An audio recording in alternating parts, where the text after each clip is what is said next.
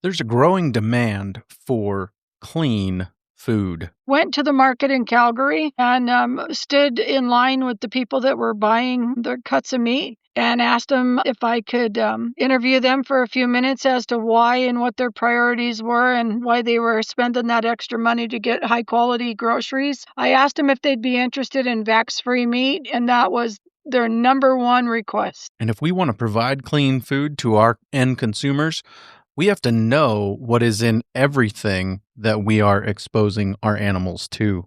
So what's really interesting is many, and I would say dominantly, antibiotics are in those vaccines. And she picked up that Merck vaccine that was on her desk, and sure enough, it had penicillin and another antibiotic in it. And the interesting thing about that is it was listed as the preservative. All that and more on this episode 476 of the Working Cows podcast, brought to you by the Rogue Food Conference. Welcome to the podcast that gives producers a platform to discuss and share paradigm-challenging practices. Practices that have increased the effectiveness of their operation and the joy that their families have received from this lifestyle.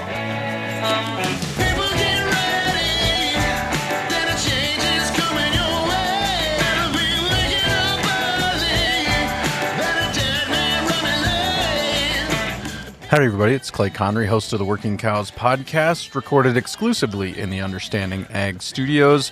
Very excited to welcome back once again Ellen Bench, and we're going to talk to her about homeopathic management of shipping and weaning stress.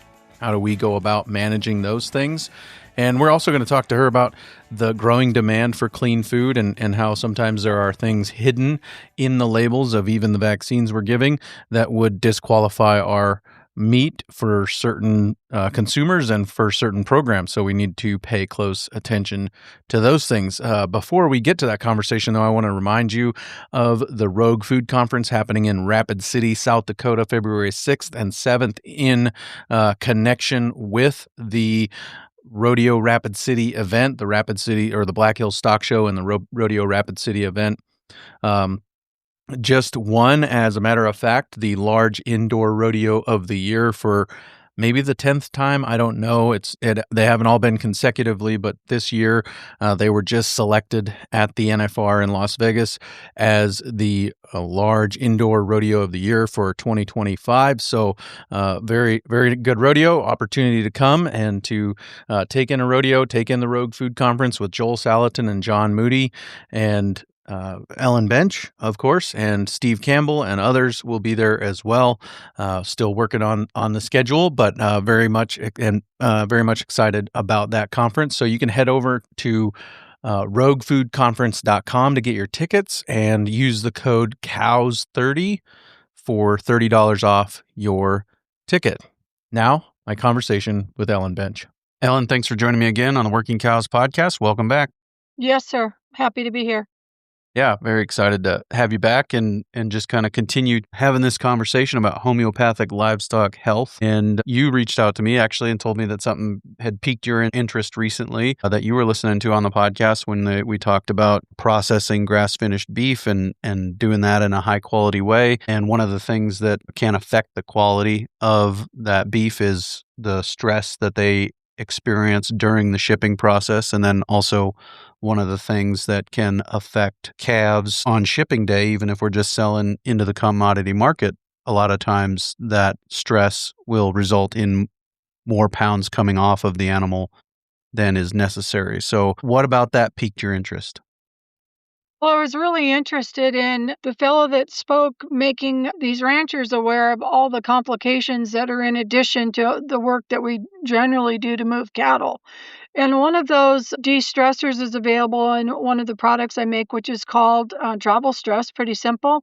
It can easily be given when the cattle are being loaded. But more than that, what I thought was really interesting is the subject called trim.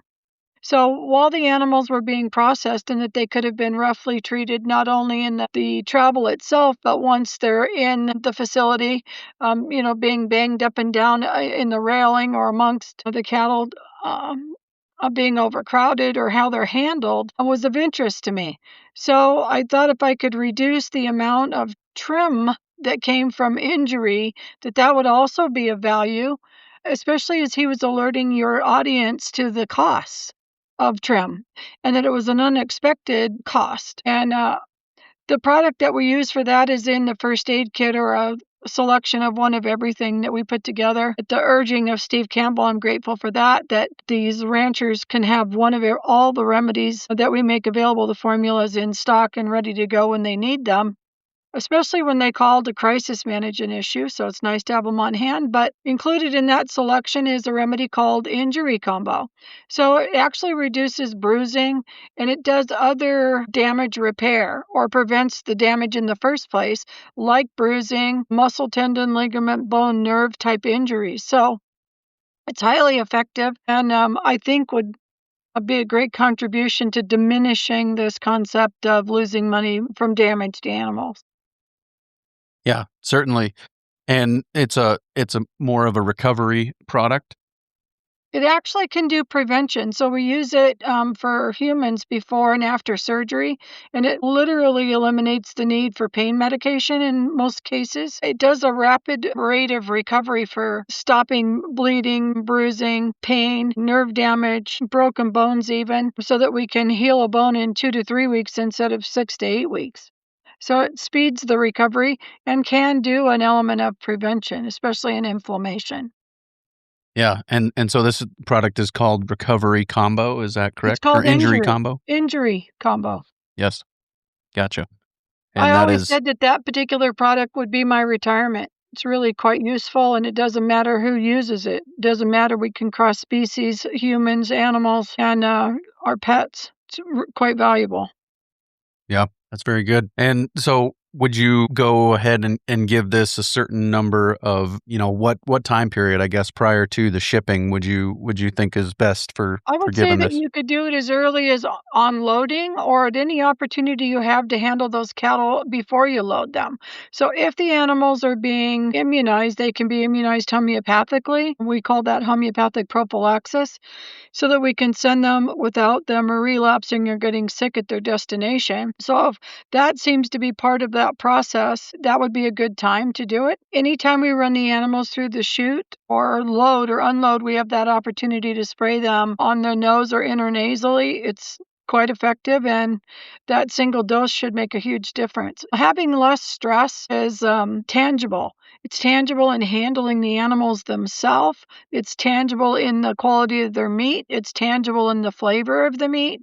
So less stress is highly valuable, I think, and we're becoming more and more aware of it. So this would be a contributing benefit to diminishing stress.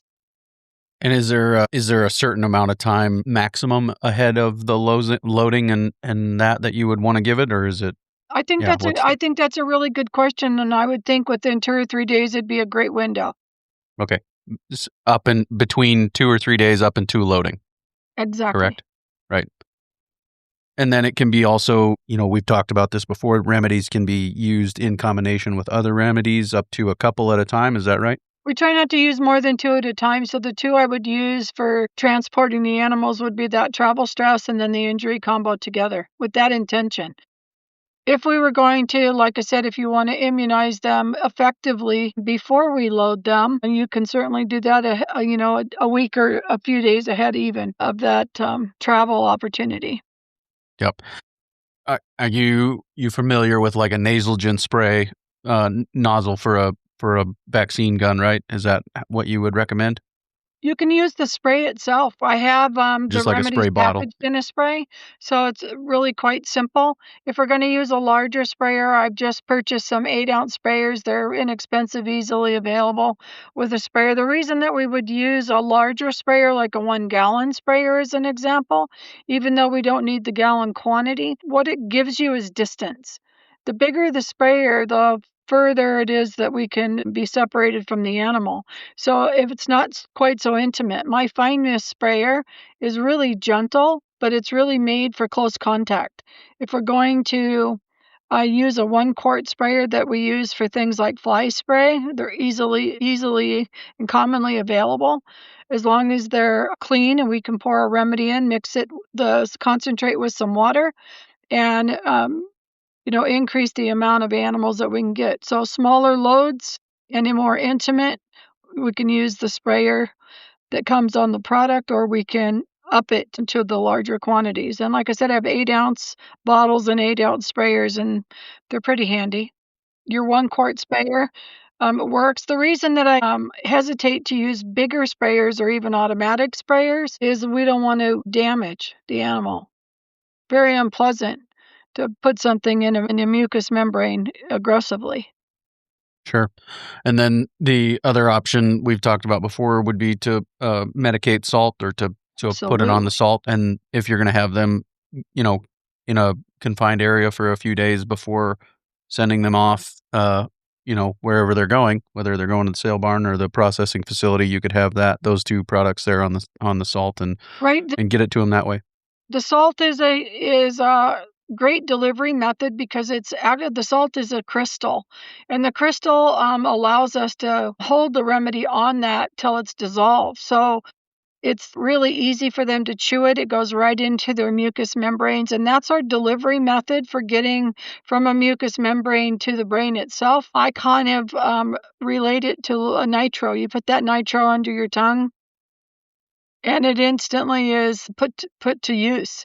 So the remedies have that same receptor, as we're going to use it from a mucous membrane right into the nervous system. Yep. And then, okay, so what are some of the lessons that you've been learning, maybe, or I mean, part of this innovation in this space for you has been putting it on the salt. Are there other things that have stood out to you, and other things that you've said, oh, this is another way or application of this strategy? Two big questions I have is, can we add it to a feed? And the answer to that is no, because it's no longer available to the mucous membrane. But it can be added to liquids. So one of the liquids that I get probably the most requests, or an affirmation, if it will be helpful, is to put it in with vinegar. And I have a call in right now to Steve to see if we can dilute the vinegar with water to make it a little less pungent, to give the remedy maybe a better chance, because vinegar, as we know, is very acid, and I'm not sure what that effectiveness is, and I need to do some field testing. But it'd be really nice if we could add it to a liquid that we were already making available. I think the biggest mistake is trying to add it to these large watering systems, and there's 2 or 3 major problems with adding it to large water containers. And the first one is that they typically run over. They're being filled all the time. So it's really hard to medicate the water in the way that we would want it to. We want to be able to distribute it through the water. And if the water is flowing onto the ground at this while it's being filled, it'd be hard to regulate that concentration. The next is if it's not medicated at the bottom of the tank and then filled, it has the tendency, if it's being sprayed on top of the water, to blow off in the breeze. And that's not very reliable either, so I discourage it. When I have a limited amount of water, like a tub or a let's say 100-gallon container that we can medicate for a group of cows that are being culled or separated from the rest for illness, and specifically being treated, it works really well. If they have options to ponds and creeks, it's an unreliable way to medicate, because I've watched the cattle drink that dirty water that they urinate in and defecate in between their legs, and they drink that. So if you're expecting to medicate them and get, that 100% number, that's always our target, is to make sure they're all covered for prevention or for treatment, whatever we're doing. We want the sure thing. So the sure thing has to be, you have to control that water. So the reason I hesitate to tell people put it in the water is there's many different interpretations of how you accomplish that. Or like I said, if they're actually have 2 or 3 or 4 choices of where they get a drink, then the numbers are going to be really low as far as effectiveness. So I think the salt is really highly effective, and I would say we're up in that 95% or better. If you do it directly, like many of the guys do, they run them through the chute, or they run them every time. I ask them every time they have that opportunity, use it. So if we're doing castrating and branding, which is de-stressing and pain relief and providing tetanus protection as an example, there's a lot going on with that remedy. It's really valuable to get it on directly. So if they can get them before and after the procedure, it's unbelievably effective. So the same thing would be for disease prevention. If we're going to give them what you would be comparable, I say, to a 20-way where you're using a 5-way or an 8-way, the remedies are more broad than the vaccines are for protection. You want to make sure that we get them all. If we're going to do that for weaning is another one. And what happens when we protect the animals at separation from their moms and the change in their diet is a respiratory prevention. We don't want a respiratory infection. So I get a few calls that the calves got sick by using number 2, which is our immune boost, which is that prophylaxis. But if they're always weaned calves, and if they get weaned calves, the real problem for that respiratory complaint is stress. And what de-stresses them, not protects them from disease, but diminishes the stress, is the weaning formula. So I would really like to get that word out there that any weaned calves, if you get them in from somebody else, which seems really common, to doing it yourself and moving those new weaned calves, that's significantly important for disease protection. But it's doing it honestly because it's diminishing the stress of being separated. Right. Yeah. Let's talk about that because there's a lot of people that will be weaning about this time, actually, in the Working Cows podcast community. A lot of them calve later, and then a lot of them will wean later. So they'll be weaning anywhere between now and February or March, and so they like to leave those calves on the cow longer to help the calf's rumen develop. The longer that they're on the cow and the more butterfat that's in the cow's milk, which the later into lactation you get, the more butterfat the cow's milk has, then the more I think it's the alveoli in the stomach will develop, and the rumen will develop, the villi in the rumen will develop and help those calves be more efficient processors of nutrients going forward. So we're not too late now in December to talk about weaning stress and managing that. So what are your recommended remedies there for managing weaning stress? I hear a lot of talk about the bacteria in the gut, as you're making reference to. And I find it ironic that they oftentimes, part of your protocol is to vaccinate those cattle at the time of separation. So what's really interesting is and I would say dominantly, antibiotics are in those vaccines. So you're undoing any of that effort to keep that bacteria in a healthy place when you're giving them antibiotics. I just talked to a woman in Kansas. She's got 5,000 cattle. And she had the vaccine sitting on her desk while I was talking to her. And I said, the antibiotics are actually in the vaccines, for the most part. And she picked up that Merck vaccine that was on her desk. And sure enough, it had penicillin and another antibiotic in it. And the interesting thing about that is it was listed as the preservative. So even if you Google does this vaccine have antibiotic, it may not be listed. You want to see the full contents in case it's categorized like hers was as a preservative. That's kind of disingenuous. But that's what does damage to that gut that you just worked so hard and spent that extra time and thought that you were building and fortifying, which all makes it, I think, the more frustrating for how you can do such a good job and still have sick animals.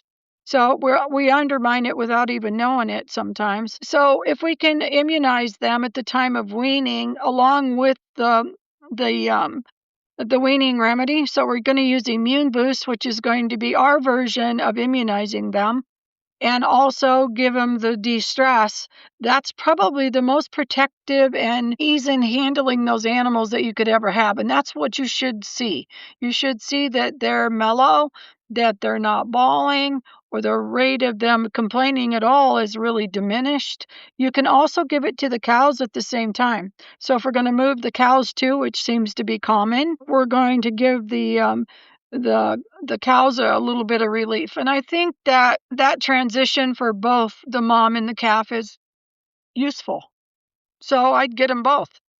Yeah, and certainly, it it does a good makes job. sense, The right? first thing that A you lot of can do times, is get illness. them on that salt after that, and they're not doing salt, so we're gonna wanna, in most cases, they're not eating salt yet, and not reliably. So we wanna do those intranasally, if we can do, those 2 remedies together, and I can give you those concentrations. I've, modified my instructions so that we can use less for smaller amounts of cows and not end up with any extra waste of the remedy. But ultimately, when we mix up that concentrate, we want to get them intranasally both. When we have extra, we can spray the salt and we can put that salt out too, which is great. But they, like I said, those new calves don't seem to be on the salt as quick as we would like them to be.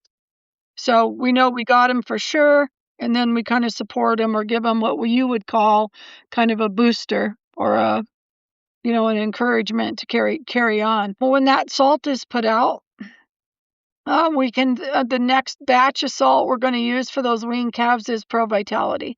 And what Pro Vitality is going to do to improve the gut is help them absorb everything. And when you absorb the minerals and the metals, and metals include things like copper and selenium, those are all metals. Iron is a metal. So those cell salts, we call them, which are necessary for efficient bodily functions in every way, we want that to be the max. And what happens as a result of that going forward is it's going to diminish parasites. When we wean late this time of year or look at the struggles for our cold climates, and I do get a lot of calls from the south, they have a different scenario going, but for all of us who are in the northwest and it's cold, the grass is dying, there's less and less to eat, and there's more and more mold. So I think that being conscious of what you're going to do about mold, and mold being 100% of the time present in grass, which is why 100% of the time it's in the hay, is also an issue. And it's the next most common cause of a respiratory problem. It's not really IBR, it's really the mold. And that remedy is great. So that would be the next thing you'd want to put on the salt is our weather for late weaning and late this time of year for the grazing that's happening is, you can support the animals and keep them healthy by using the respiratory remedy for prevention, which I've changed the name on the product to say moldy hay. Put respiratory right on there. So it's my go-to this time of year for preventing respiratory problems. So when you talk about intranasally, is that on the nose or inside of like We a can do nasal either one. passage? Either The one. reason it works for cows different than it works for sheep is that the cattle have this amazing nose. It's right there, dead center, huge. We get great coverage when we mist it and get it wet. And they have a tongue from the gods for homeopathy because they can just reach right up and lick that off. So it's dreamy. If they get it on their nose or in their nose, it's going to end up in that mucous membrane, whether it's licked or whether it goes up into their nostrils. So I say what we're trying to do is go from wet to wet. We're trying to put it on a wet spot. And if we accomplish that, it doesn't matter if it's intranasal or on the nose. A tongue from God, singular, right? Yes. Yes. It's awesome. So, and then the next question I had there, kind of a follow-up question on that was, so what time period is this a one-time treatment for the stress and the Pro Vitality kind of as they're coming out of the chute, getting ready to be weaned from mom? And then after, is there another application of that or I think the application is going to switch to the salt. So if we spray the salt with what's left, they're going to get that other dose, cross our fingers. And remember that we're going to have a reduced amount of them eating the salt. And then the next question about how long before we go to the mold treatment? Because at the time of the year, I think that it's, if there's no more green grass, and it's what green grass we have, which right now I'm in Montana and we have green grass. Bizarre this fall. I've never seen anything like it. So as soon as that obviously is going away, I would consider doing the mold. And Okay, I think that but it can as be far as the used as actual weaning often. process, the weaning strategy, we go from Pro Vitality and stress at the coming out of the chute for weaning, and then about how long after that would we go to the mold? I would say sometime in the next 2 to 3 weeks. And then I would want you to repeat it if life was perfect. About once a month, it'd be a great idea. The And same Pro keep 'em Vitality and stress? and no, the mold. The mold For this once a month. time of year, it's the mold is just accumulating. We're getting more and more and more as the season goes. Yeah, very good. The other benefit of that is we're gonna aim for what's coming next, which is lice. So by the end of winter and the beginning of spring is the lice outbreak. And that lice actually is an issue because of malnutrition. So there's a couple of questions I have about tubs and supplementing feed and whether they're getting what they need, all those questions. Do they have enough to eat at all, for that matter, because of the lack of forage? But ultimately, that's what produces lice. So if we can stay on top of Pro Vitality, we're staying on top of mold, we should have no lice. And that you're aware that you can or should be spending some of that money you saved on vaccinating and make sure they have feed. Yeah, and in your understanding is lice because they are acid rather than alkaline and they're attracting those things? I think parasites in general is acid. And what we're trying to do is we're trying to get those carbs up. So if we're giving them sweet things, we're going to increase acidity. So it increases calories, or what we really want is higher fat content. Or we want to keep that weight on and not lose it over the winter season? But ultimately, the more acid we make our animals by doing it wrong, supplementing them wrong, is that your parasite load goes way up. So the Pro Vitality is very alkalizing. The apple cider vinegar alkalizing, sneaking it into molasses to get him to eat more salt, which the salt is alkalizing. But I think that's kind of interesting. It's kind of a mixing sugar and salt together. I don't know what you're actually accomplishing in that effort, but all the things that we do right, and many of you do, you just do a great job. Is that what you're accomplishing? Is that alkalizing process, and it works great. It's very effective. So I want to encourage all of you that do a really great job and are cognitive of making sure that your animals will have feed for the winter. Yeah, very good.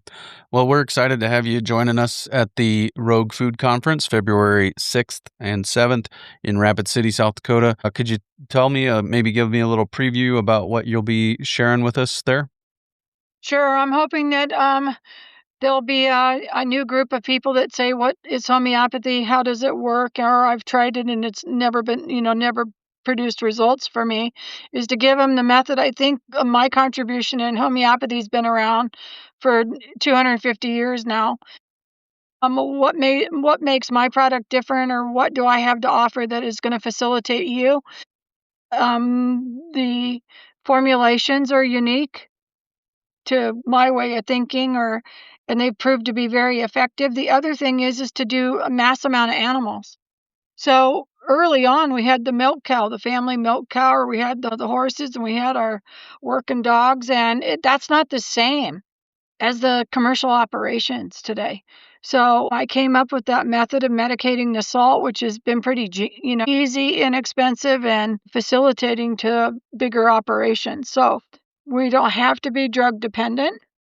So I'm waiting for them to those new listeners are trying to figure out how exactly that is effective. I would say in the thousands of new, since we've been working with this podcast, of people trying the remedies, most of them are getting great results. I'm getting really good feedback, and I facilitate them and make a time of day that I can talk to the ranchers and help them get through the problems that they're dealt, whether it's injury or the new one is, that screw worm. And I think that I talked to a rancher yesterday about the anaplasmosis on her place, and I told her that screw worm and anaplasmosis, I think, are the same remedy. So we'll be able to deal with that too, and keep you, drug free. I love seeing that the direct sales where you're making that extra profit and cutting out the middleman is just the most exciting thing I've ever seen. Most of these big operations, these 2 ranchers I have that have that large number, one in Canada and the one here in Kansas, is they have a butcher themselves and they're selling their meat direct. It's thrilling. I went to the market in Calgary and stood in line with the people that were buying their cuts of meat and asked them if I could interview them for a few minutes as to why and what their priorities were and why they were spending that extra money to get high quality groceries. And they're thrilled. They are thrilled. I asked them if they'd be interested in vax-free meat, and that was their number one request. And you'll be able to do that. You'll have something so in demand and yet so misunderstood. Nobody wants to eat that contaminated meat. Nobody wants mRNA, and nobody wants that extra antibiotic that's in there either. I think that the antibiotics are added to the vaccines, and they do it in children's vaccines too, is to create the appearance that the animals don't get sick from the vaccine. So they get a temporary reprieve of being ill. And then all of a sudden you're out 2, 3, 4 weeks and the animals are sick. So we avoid all that, which is fantastic. Yeah, and as part of the Rogue Food Conference, you'll be around for some of those days, both of those days, I think, and be able to answer questions too. You bet. Between sessions and stuff. You bet. So I'm hoping that to answer your question more directly is I'm looking for those people that have never heard of homeopathy, so I'll take that opportunity to publicly speak. I'll hopefully be able to give them some references so that they can see that it's working for people, and then be available absolutely to deal with some of these individual questions, give them some assurances that the product can work for them and that it's more profitable all the way around. It's easier. I like to say that the remedies uniquely are safe. This woman I was talking to, that she vaccinates all the cattle. It's like, how do you possibly protect yourself? Yeah.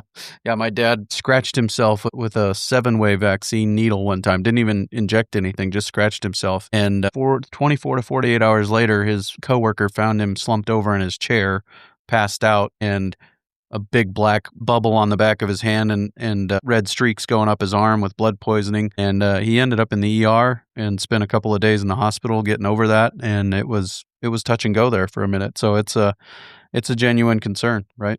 Sure, and then let's add on the poron. Right. Yep. Call I got this week is the animals are out on a pasture that's just been sprayed, and they have blisters all over their noses. So we have remedies for poisoning, and that may be the next remedy I add to that first aid kit is for poisoning. But it's really pretty tragic that the chemicals we're using is if they're non-toxic or as if they're not doing damage. And I think back to that comment that you made about all the work you're doing to leave them on their mom, to build rumen, to buy these fairly expensive tubs and supplements, and then give them an antibiotic is about as close to oxymoron as we can get. So I'm hoping that I can encourage your population that they never need an antibiotic. I raised my kids, they never had an aspirin, a Tylenol, or antibiotic their whole life. And that's the way you want your animals to be too. Yep, for sure. I mean, obviously it makes sense. I know people that don't even wash their hands with antibacterial soap because you're killing good and bad bugs, right? And I'm sure that the microscopic world is a lot like the insect world. And Dr. Jonathan Lundgren is the one who's told us that for every negative pest insect species in the world, there are 1,100 that are positive or neutral. And so I'm sure that the bacterial world is like that too, that for every thing that might make us sick, we're killing off a bunch of them that are actually predators for the ones that make us sick too. And so if we can go about this in a way that it levels the playing field and says, we're just going to have a fair fight here rather than tipping the scales in favor of creating a vacuum and tipping the scales in favor of the negative bacteria, then I think that's a better approach, right? Look how successful your podcast is in talking about the plants and the mix of crops. I mean, you're accomplishing that same exact scenario as you're creating an environment that's healthy. It isn't healthy to have all or nothing. And I think that the more we look at nature from standing on the fence instead of, inside the pasture, the easier that is to see, is you see the animals thriving. The difference really between people and animals, and I've said this to you before, but I think it's kind of ironical, is that the animals don't live a few years and people live 80. So to use our science on the animals is maybe disingenuous, and we're making some really bad under the name of science choices. The other thing that we need to look at is the science of things like original vaccination, the way we're using them, where we're actually giving people real or live or mutated diseases, came from 1860. And science has progressed a lot further than that. Is that really a form of brain damage to be putting disease in the body under the delusion that we're actually making our beings healthier when the evidence is not there at all? So It's we can do a better job. We can look at it a little bit different, so we can literally tell the nervous system or imprint them with the message of fight or build immunity than it is to actually be sick. The concept of vaccines is if you're sick, you develop antibodies. The reason we develop antibodies is because we're sick. It's backwards. We're not really better, we're sicker. Well, So and the more you think about it critically, the more it kind of sounds just like, oh, this is one step above bloodletting. Your blood is what's making you unhealthy. We're going to take some of that out, and that's going to make you better. we actually lost George Washington from bloodletting. He had tonsillitis, and the third time they bloodlet him, he died. Wow. So Yep. And then again, one of the major aha moments I've had in the course of this podcast is what I call the eternality of the present. Like, we just think that the way it is now is the way it's always been. And yep, we've been vaccinating everybody. Well, even with just Robert F. Kennedy Jr. coming out and saying, when my kids went through the vaccination protocols, it was 8, now it's 72. And so we just don't even think. We don't question. We don't ask questions about how long have we been doing this? For example, how long have we been feeding corn to cows? Well, basically since World War II. Because we had more corn than we needed, and we were burning corn, and they're like, well, what if we just fed it to cows instead of burning it? You can make a decision one way or the other if you want to feed corn to cows or not. That's your decision. But I'm just saying, we haven't been doing it that long, and we haven't been our health care system, our sick care system, really is what it is, hasn't been operating the way it has been for that long, and so we're not crazy to question it. It's okay. it also is interesting that they really don't get very good stats or results. So if we do, we allow them to call things like science for giving people Lipitor. So 99% of the Lipitor doesn't produce results. So the result is we want to prevent heart disease. So we're going to give everybody Lipitor. And they've done 2 10-year studies, scientific studies, by looking at cases and found less than 1% results. But their theory is that if you can save 1% of the population, the other 99 should suffer the side effects, and it produces a profit. So we're still doing it. It makes no sense.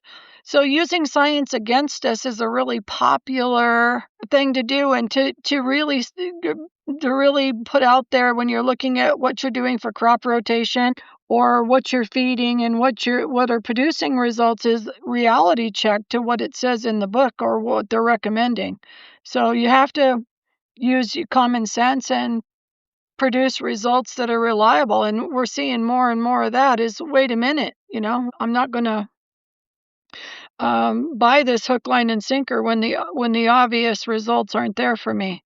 So I'm really encouraged that there's so many of you and your audience that's saying, what else could I be doing? Or how do I do a better job? Or how do I improve the quality of what not only my family is eating, but to recognize that other people want that higher quality too. This conference is a great idea.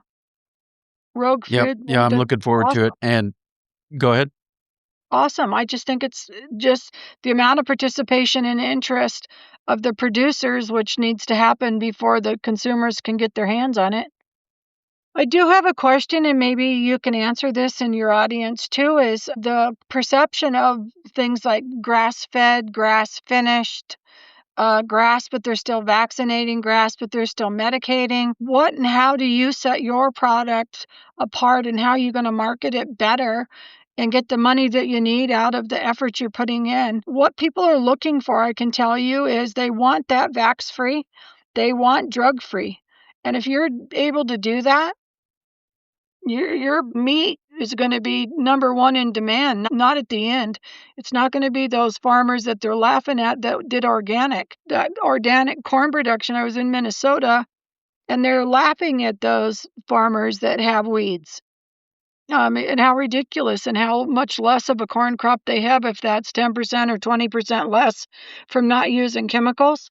20% they believe that they were, that they were profiting, when in reality they were spending it on the chemicals. Yeah, So I think that exactly. we're deluded sometimes where the obvious isn't, mm, in plain view. Yep. No, And I think medicating animals falls in that category too. We do it because we don't know what else to do. we do it a lot of times for the same reasons, right? We believe nobody will be interested in purchasing these animals if they aren't treated the way that we're told they need to be treated. Well, the only reason we're told they need to be treated that way is because of the feedlot system, which is kind of a cesspool for all of these maladies, that we're supposed to be treating them for before they go into that system. And so if we are less dependent on that system, then we have more freedom to take a different approach. And then on top of that, like you were saying, the effectiveness of those treatments, the conventional, so quote unquote conventional treatments, the only thing that we know that it's 100% effective for is the bottom line of the pharmaceutical company, right? Yes. And so I think we just have to be willing to stop playing the game I really and do figure think out they've ways dumbed to, us down. I think yes, they've dumbed you down to where you don't believe, or don't trust yourself or what you see. And there is a point where you need to take the tiger by the tail and say, you know what, this is not true. I don't see evidence that this is a really good system, or I don't see evidence that this is healthy. And that's a huge leap, because we want to believe, and I say that most of the population believes that the government is their mummy. And the mommy would never lie to you or mislead you. So if you question the mommy, then there's something wrong with you, or that's bad. And how dare you do such a thing? But when you realize that that's not its role is profit and not or control. It's not about healthy, and it's not about eating better food and producing results. It's not. So we're all a little rogue, I think, when you say, wait a minute, or this obviously isn't. But I would say that, back to your question about the conference, is my favorite answer or one-liner to address people is, if you thought homeopathy was so great, why haven't you heard of it? They haven't heard of it. We have to educate them. And they've done a really good job of suppressing information here. You can go to a pharmacy in Greece, you can go to one in France and in England, and walk into a local pharmacy, and they'll ask you about your sore throat that you're looking for relief from. They ask you 3 or 4 questions and give you a homeopathic remedy. We don't have that. We don't even have that as an option. So I think that we have the right to choose is huge. The more educated you get, or the more you question, the more opportunities you have to do it better. So I like facilitating that. yeah.